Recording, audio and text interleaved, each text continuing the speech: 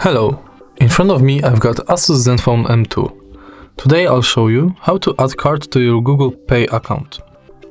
Firstly, open Google app and click button in the right corner. Then manage your Google account and find Payments and Subscriptions.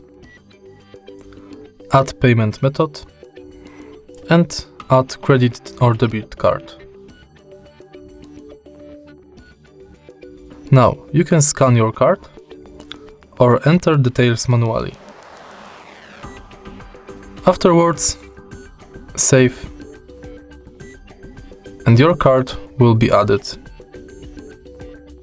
If you find this video helpful, please leave like, comment and subscribe.